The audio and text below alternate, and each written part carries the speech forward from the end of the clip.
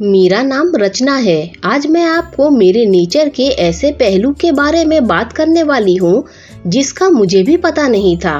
कहते हैं जीवन में अच्छा दोस्त मिलना बहुत मुश्किल होता है, पर मेरी एक बेस्ट फ्रेंड थी दिया। ऐसी वैसी दोस्ती नहीं थी, बहनों से भी ज्यादा प्यार था हम दोनों में। हम तो हमेशा यही सोचते थे कि शादी भी एक ही घर में करेंगे ताकि कोई हम दोनों को शादी के बाद भी अलग नहीं कर सके। मेरे घर वाले मुझसे ज्यादा उसे मानते थे और उसके घर वाले मुझे।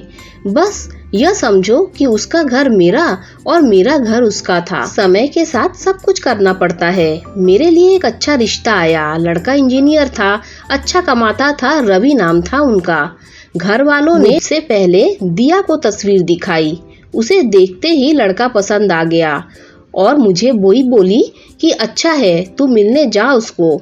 मैं बोली तू भी चलेगी? मैं अकेले नहीं जाने वाली। वो बोली पागल है, तू डेट पर जा रही है, मैं क्या करूँगी वहाँ कबाब में हड्डी। लेकिन मैं नहीं मानी। उससे बोला कि थोड़ी देर बाद तू चली जाना, लेकिन लड़के से बात कर ले, मिल ले।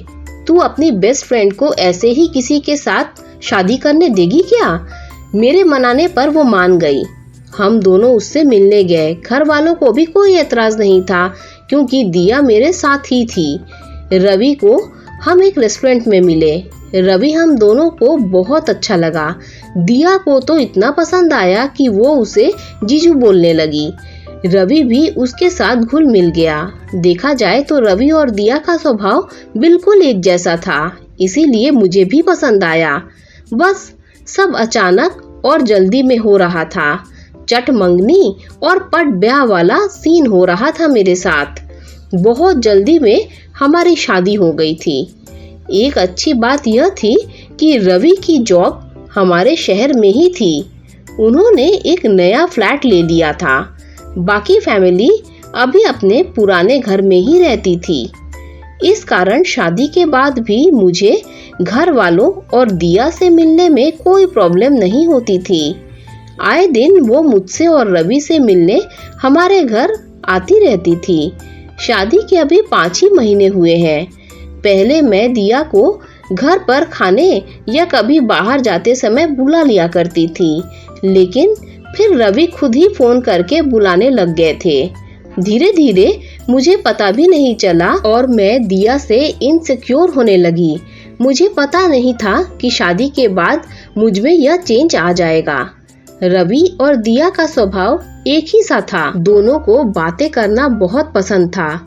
मैं चुप रहती थी, दोनों हंसते ही रहते। दिया मुझसे ज्यादा इंटेलिजेंट, हंसमुख, मुंहफट थी।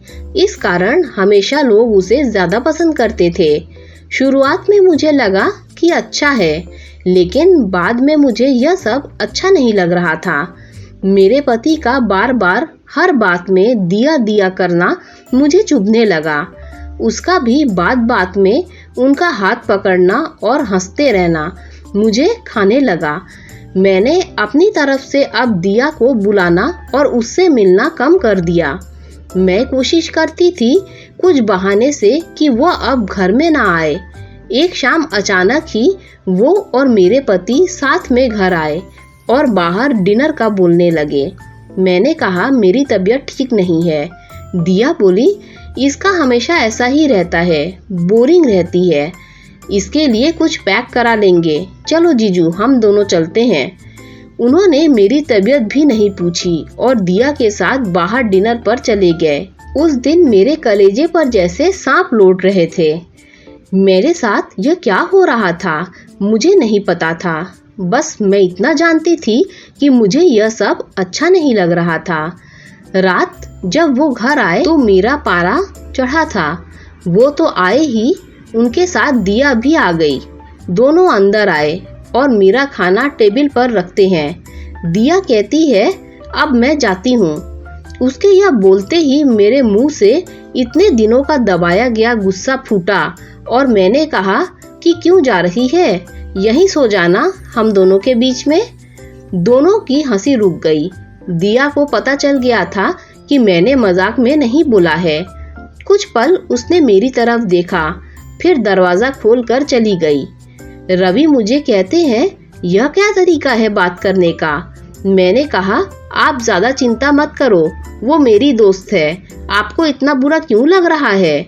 आप हम दोनों को एक साथ ही मिले थे ना, आपको वो ज्यादा पसंद थी तो उसी से शादी करना था, मुझसे क्यों की। रवि ने कहा, आखिर तुम भी उसी सोच वाली निकली।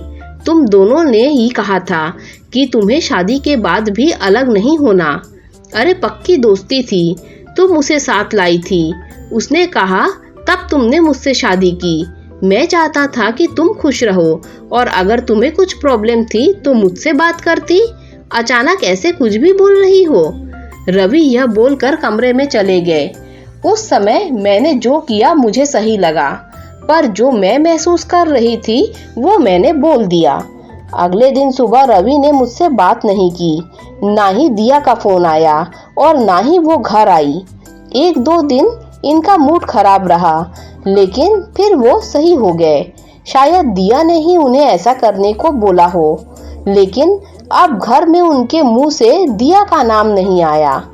करीब 2 महीने हो गए थे दिया को आए या बात करे।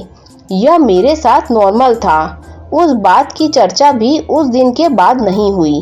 फिर अचानक जब वो ऑफिस गए थे तब दिया फ्लैट पर आती है। उसे 2 महीने बाद मिलने पर भी मुझे ज्यादा खुशी नहीं हो रही थी। वो आकर सीधा अंदर बैठ गई। मैं अभी भी उससे बात नहीं कर रही थी। वो बोली, शादी के पहले वाली रचना को अच्छे से जानती हूँ और वो अपनी बात तकलीफ मन में छुपा कर रखती थी। मैंने शायद अनजाने में तेरा दिल दुखाया है, लेकिन शायद तू सही है। शादी प्यार के बाद कैसा महसूस होता है मुझसे ज्यादा तू जानती है। दोस्त की जगह अपनी होती है और प्यार की अपनी। मुझे इस तरह तेरी जिंदगी में नहीं घुसना चाहिए था। यह सारी बातें मैं शायद मेरे पति के लिए भी महसूस करूं। पहले मुझे तुझ पर गुस्सा आया, लेकिन अब मुझे लगता है कि गलती मेरी भी थी। मैंने तेरी चीज को अपना ही समझा, मेरा हक समझा, तेरी फैमिली को अपना माना, पर शायद तेरी इस लाइफ से मुझे दूर रहना चाहिए था। खैर, अब तो दूर हो ही जाऊंगी। मैं भी शादी कर रही हूँ। जैसे तूने रवि को पहले मुझसे मिलाया, वैसे मैंने रवि को उससे मिलाया। तुझसे गुस्सा थी इसीलिए तुझे नहीं बताया, पर मुझे लगा कि तुझे शादी में ना बुलाया तो एक और बड़ी गलती होगी, क्योंकि अब इस शहर में मेरा कम ही आना होगा। उसकी बात खत्म होते ही मेरी आंखों में आंसू आ गए। वो सब कुछ जो मैं फील कर रही थी, पता नहीं कुछ ही सेकंड में कहाँ गायब हो गया।